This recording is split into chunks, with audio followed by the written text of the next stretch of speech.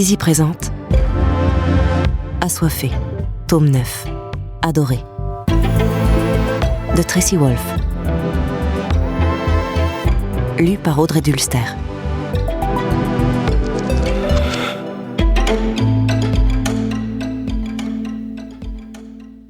À ceux que je chéris. Steph, Adam, Nour et Omar. Pour toujours. Chapitre 1. Le ruban de mes pensées. Tu crois qu'on reverra cet endroit un jour ? La question a franchi mes lèvres alors que Hudson et moi nous dirigeons vers le bar où Eden et Heather nous ont donné rendez-vous. Au début, nous nous étions mis d'accord pour nous rejoindre sur le campus, mais le café y est meilleur et je crois que Heather cherche à impressionner une dragonne de ma connaissance. Bien sûr qu'on le reverra, me répond Hudson en me prenant la main. La question ne se pose même pas. Je lui lance un regard noir. La dernière fois qu'on a atterri au royaume de l'ombre, il nous a fallu des années pour regagner notre monde. Et je t'ai oublié. La culpabilité me hantait déjà. Mais maintenant que j'ai recouvré la mémoire de notre séjour à Adari, c'est comme un coup de poignard dans le cœur. Je n'ai qu'une envie, retourner m'enfermer chez moi pour réfléchir à tout ça. Trier mes souvenirs avec Hudson, chérir tous ces petits riens qui m'ont fait tomber amoureuse de lui la première fois. Ces chants d'oiseaux, par exemple. Dire qu'après notre retour, il a gardé tout ça pour lui pendant des mois, et que moi, je vivais dans l'ignorance. C'est une souffrance indescriptible. J'en ai l'estomac retourné. Et c'est pire encore quand il me dévisage en éclatant de rire.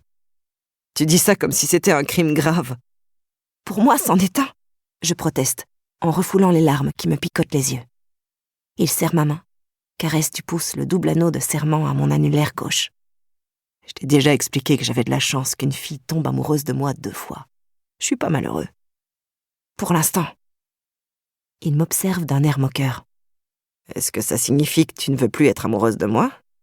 Si c'est le cas, autant te dire que je suis pas d'accord avec cet aspect-là de ton plan. Je ricane. Franchement, j'ai pas l'intention de te lâcher. Mais en quittant le royaume de l'ombre, je ne le voulais pas non plus. Et regarde ! Surtout qu'on ne sait toujours pas pourquoi mes souvenirs se sont envolés. Hudson pense que mon amnésie est liée à l'énorme quantité de magie du temps que je me suis prise en pleine poire. Mais son hypothèse me laisse dubitative. Eh bien, dans ce cas, je serai le mec dont la promise sera tombée amoureuse non pas 2, mais 3 fois. Il y a pire comme scénario. Je secoue la tête. C'est vrai que ça s'est tellement bien passé la dernière fois. J'arrive pas à croire que... Hey, il m'interrompt pour me prendre dans ses bras. Là, sur le trottoir bondé. Entre un bazar et mon resto de tacos préféré. Ça s'est bien terminé. On est ici, non ? Maintenant, oui. Mais on a perdu des mois. Et ça nous a causé bien des souffrances. Vraiment, ça t'étonne que je sois inquiète à l'idée que l'un de nous deux revive ce genre de situation ? Ce qui compte, c'est le présent. Tu es ma promise. Tu seras toujours ma promise. Et je ne cesserai jamais de t'aimer. Ses yeux pétillent quand il ajoute « Hé, j'ai traversé le temps pour toi, Grace. » C'est ridicule. J'ai beau savoir qu'il cite l'un de nos films préférés à l'époque où nous étions piégés dans son repère. Je fonds. Depuis le début, Hudson a le chic pour m'émouvoir. Cela ne m'empêche pas de le taquiner. James Cameron a appelé. Il réclame des droits d'auteur. Il se marre. T'as la ref ? Terminator, oui, j'avais compris. C'est pas ma faute si ce film est truffé de répliques cultes. Non, mais ton goût immodéré pour ce nanar, ça, oui, c'est ta faute. Je lui prends la main pour l'emmener à l'intérieur du bazar. Qu'est-ce que tu veux que je te dise ? Je suis un romantique dans l'âme, dit-il, en parcourant la boutique des yeux. Qu'est-ce qu'on fait ici ? On jette un œil aux emballages cadeaux. Je veux voir s'ils ont des rubans à paillettes. Tu veux lui acheter des rubans ? Sa voix éraillée par l'émotion reflète mon état d'esprit. Je repense à la petite Umbra qu'il aimait comme une fille et qui a sacrifié sa vie pour sauver la sienne. Sauf que non, elle n'est pas morte. Enfin, je l'espère.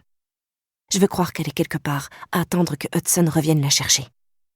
Ne commence pas à chialer, c'est pur égoïsme de ma part, dis-je, en me raclant la gorge. J'attrape une bobine de ruban doré sur une étagère, puis 2 autres à paillettes rouges et roses. Je veux que Smokey m'apprécie. Mais elle t'aime déjà. Sur ce, il rassemble en hâte les 3 bobines, ainsi qu'un autre ruban, argenté celui-là, et se dirige vers la caisse la plus proche. Bon, peut-être que le mot « aimer » est un peu fort. ajoute-t-il, en s'arrêtant pour prendre une boîte de barres de céréales aux fruits rouges. Peut-être même qu'il est carrément mensonger, je réplique, en sortant ma carte bancaire. Comme d'habitude, Hudson me devance en posant la sienne sur le terminal de paiement. Tandis que nous nous remettons en route, il ne prononce pas un seul mot, mais s'agrippe à ma main comme à une bouée de sauvetage. Je le soupçonne d'être plus inquiet qu'il n'y paraît. Mais avant que j'aie pu poser la question, il murmure « Elle sera là. » Nous espérons que vous avez apprécié cet aperçu. Pour continuer à écouter ce livre audio sur Google Play Livres, utilisez le lien dans la description de la vidéo.